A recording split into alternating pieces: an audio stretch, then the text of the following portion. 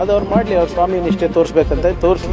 ಇವರು ಸಂಸ್ಕೃತ ಯೂನಿವರ್ಸಿಟಿಗೆ ಎಷ್ಟು ದುಡ್ಡು ಕೊಟ್ಟಿದ್ದಾರೆ, ಅಥವಾ ಸಂಸ್ಕೃತ ಭಾಷೆಗೆ ಸಾವಿರಾರು ಕೋಟಿ ರೂಪಾಯಿ ಕೊಟ್ಟಿದ್ದಾರೆ. ಎಷ್ಟು ಜನ ಸಂಸ್ಕೃತ ಮಾತಾಡ್ತಾರೆ?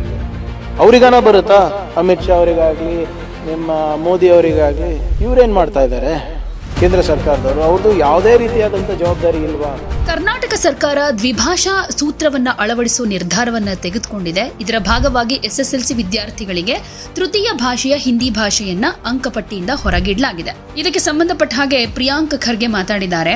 ಬಿಜೆಪಿ ನಾಯಕರು ಹಿಂದಿ ಭಾಷೆ ಅಥವಾ ತ್ರಿಭಾಷಾ ನೀತಿಯ ಅನುಕೂಲಗಳನ್ನ ಎಕ್ಸ್ಪ್ಲೈನ್ ಮಾಡ್ಲಿ. ಕರ್ನಾಟಕದಲ್ಲಿ ಎಷ್ಟು ಜನ ಸಂಸ್ಕೃತ ಮಾತಾಡ್ತಾರೆ?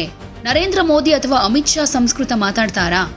ಕೇಂದ್ರ ಸಂಸ್ಕೃತಕ್ಕೆ ಹಣಕಾಸು ಒದಗಿಸ್ತಾ ಇರೋದು ಆರ್ಎಸ್ಎಸ್ ನಾಯಕರನ್ನ ಮೆಚ್ಚಿಸೋದಕ್ಕೆ. ಕರ್ನಾಟಕದಲ್ಲಿ ಬಿಜೆಪಿ ನಾಯಕರು ಅಮಿತ್ ಶಾ ಅವರನ್ನ ಓಲೈಕೆ ಮಾಡೋದಕ್ಕೆ ಪ್ರಯತ್ನ ಪಡ್ತಿದ್ದಾರೆ. ಹೀಗಾಗಿ ಹಿಂದಿ ಬೆಂಬಲಿಸ್ತಾ ಇದ್ದಾರೆ. ಕರ್ನಾಟಕದ ಸಂಸದರು ಸಂಸತ್ತಲ್ಲಿ ಅಂತಹ ವಿಷಯಗಳನ್ನ ಸಮರ್ಪಕವಾಗಿ ಪ್ರಸ್ತಾಪ ಮಾಡ್ತಾ ಇದ್ದಾರಾ ಅಂತ ಪ್ರಶ್ನೆ ಮಾಡಿದ್ದಾರೆ. ನೋಡಿ, ಬಿಜೆಪಿ ಅವರು ಹೇಳ್ಬೇಕಲ್ಲ, ನೋಡಿ ಅಪ್ಪ ಇದರಿಂದ ಪ್ರಯೋಜನ ಏನಾಗ್ತಾ ಇದೆ 3 ಭಾಷೆಯಿಂದ ಅಂತ, ಅಥವಾ ಈ ಹಿಂದಿ ಹೇರಿಕೆಯಿಂದ. ಅವರು ಅವ್ರ ಲೀಡರ್ಸಿಗೆ ಮನವೊಲಿಸಲಿಕ್ಕೆ ಅವರು ಪ್ರಯತ್ನ ಮಾಡ್ತಾ ಇದ್ದಾರೆ. ಅದು ಅವ್ರು ಮಾಡಲಿ, ಅವ್ರ ಸ್ವಾಮಿ ನಿಷ್ಠೆ ತೋರಿಸ್ಬೇಕಂತ ತೋರಿಸ್ಲಿ. ನಾನು ಮುಂಚೆಯಿಂದನೂ ಹೇಳ್ತಾ ಇದ್ದೀನಿ, ಒಂದು ಜವಾಬ್ದಾರಿಯುತ ವಿರೋಧ ಪಕ್ಷದವರಾಗಿ ಸಾಧಕ ಬಾಧಕ ಏನು ಅಂತ ಚರ್ಚೆ ಮಾಡಿಬಿಟ್ಟು ನಮಗೆ ತಿಳಿಸಿದ್ರೆ we are ready to accept also. ಸುಮ್ಮನೆ ಕಾಟಾಚಾರಕ್ಕೆ ಟೀಕೆ ಮಾಡಬೇಕು ಅಂದರೆ ನಾವು ಉತ್ತರ ಕೊಟ್ಕೊಂಡು ಹೋಗೋಕ್ಕಾಗೋದಿಲ್ಲ. ಅವರು ಅಮಿತ್ ಶಾ ಅವ್ರು ಹೇಳ್ದಂಗೆ ಹಿಂದಿನೇ ಇರಬೇಕು, ನಮ್ಮ ಭಾಷಾ ಸಂಸ್ಕೃತ ಇರಬೇಕು ಅಂತ ಹೇಳ್ತಾರಲ್ಲ, ಅವರು ಮನವೊಲಿಸ್ಲಿಕ್ಕೆ ಮಾಡ್ತಾ ಇದ್ದಾರೆ. ಅದಕ್ಕೆ ನಾವು ಯಾಕೆ ಕೇಳಬೇಕು? ನಮ್ದು ಕ್ಲಾಸಿಕಲ್ ಲ್ಯಾಂಗ್ವೇಜ್ ಇದೆ. ಕನ್ನಡದ ಇತಿಹಾಸ ಬಹಳ ಪ್ರಾಚೀನವಾಗಿದೆ. ಅದನ್ನು ಉಳಿಸೋದು ಬೆಳೆಸೋದು ಮಾಡಬೇಕಲ್ಲ. ಇವರು ಸಂಸ್ಕೃತ ಯೂನಿವರ್ಸಿಟಿಗೆ ಎಷ್ಟು ದುಡ್ಡು ಕೊಟ್ಟಿದ್ದಾರೆ, ಅಥವಾ ಸಂಸ್ಕೃತ ಭಾಷೆಗೆ ಸಾವಿರಾರು ಕೋಟಿ ರೂಪಾಯಿ ಕೊಟ್ಟಿದ್ದಾರೆ. ಕನ್ನಡ ಭಾಷೆಗೆ ಎಷ್ಟು ಕೊಟ್ಟಿದ್ದಾರೆ?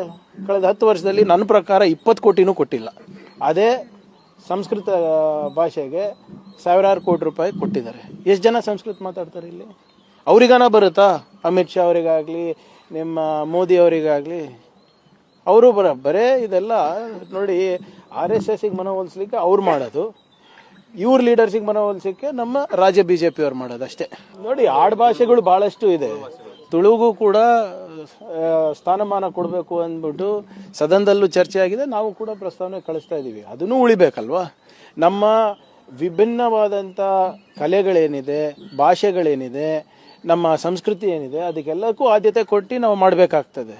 ಕೇಂದ್ರ ಸರ್ಕಾರದ ಜವಾಬ್ದಾರಿ ಕೂಡ ಅವ್ರದ್ದಲ್ವಾ? ಅವ್ರು ತಾನೇ ಕೊಡೋದು ನಮಗೆ ಕ್ಲಾಸಿಕಲ್ ಲ್ಯಾಂಗ್ವೇಜ್ ಸ್ಟೇಟಸ್ಸು, ಮತ್ತು ಯಾವ ಏನು ನಮ್ಮ ಕಲ್ಚರಿಗೆ ನೀಡಬೇಕಾಗಿರೋಂಥ ಮಾನ್ಯತೆ ಅಲ್ಲ.